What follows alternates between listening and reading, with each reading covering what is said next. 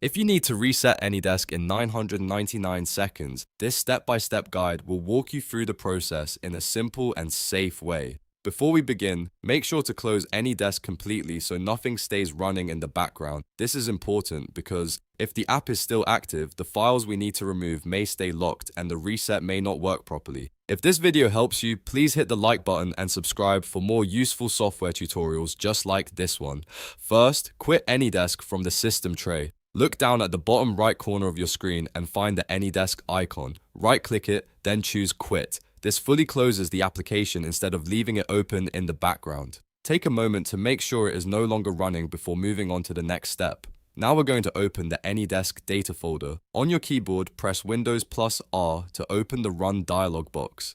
This gives you a fast way to jump directly to a system folder without having to search through File Explorer. In the Run box, type %program data, %\anydesk, then press Enter. That will open the AnyDesk system data directory on your computer. Inside this folder, look for the configuration files named service.conf and system.conf.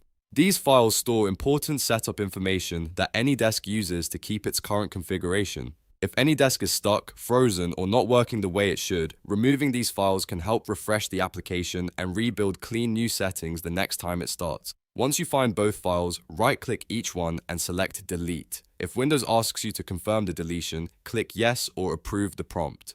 This step removes the current configuration files so AnyDesk can recreate them automatically when it launches again. After that, reopen AnyDesk. When the program starts again, it should generate fresh configuration files and apply the reset. In many cases, this can help fix issues related to identity, settings, or strange behavior inside the app. If the problem continues, you may need to repeat the process carefully and make sure AnyDesk was fully closed before deleting the files. That's it. You've now reset AnyDesk by closing it completely, opening the data folder, deleting the configuration files, and relaunching the app. If this tutorial helped, don't forget to like the video, subscribe to the channel, and turn on notifications so you never miss the next quick fix. Thanks for watching, and I'll see you in the next one.